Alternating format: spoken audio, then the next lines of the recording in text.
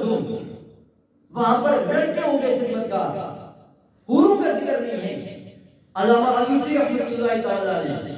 اور علامہ ابن جوزی رحمۃ اللہ تعالی علیہ وہ فرماتے ہیں کس لیے انما صرح عز وجل بالولدان مخلدین رعایت لحرمت البطول،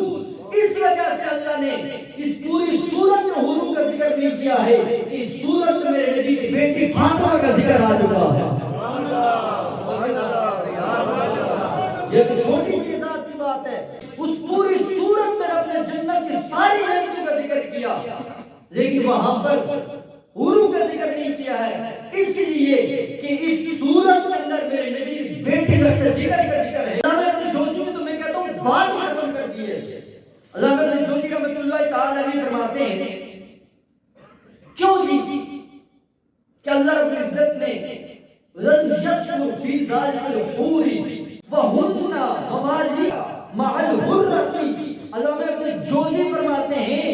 کہ حوریں تو ساری میرے نبی کے لخت جگر کی بانیاں ہیں کہ جب میرے نبی کی لخت جگر جو ساری حوروں کی بھی مالکہ ہے، جب اللہ نے صورت میں مالکہ کا ذکر کیا ہے تو وہاں پر حوروں کی بانیوں کی ذکر کی ضرورت ہے۔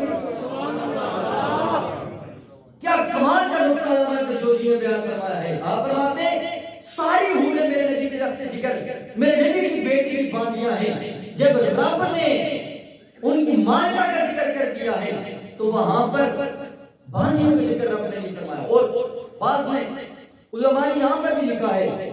کہ جس مقام پر اللہ رب العزت میرے نبی کے لخت جگر سیدہ فاطمہ الزہرا کو فائز فرمائے گا، اس مقام پر اللہ رب العزت حوروں کی رسائی وہاں تک نہیں ہوئی، اس لیے کہ جس رب نے اپنے نبی کے ذریعے سے ہوتے ہوئے رب کو، رب کے حبیب کو سیدہ کا ہوتے ہوئے کسی دوسری سوکن کا آنا قبول نہیں تھا، منظور نہیں تھا، گوارا نہیں تھا،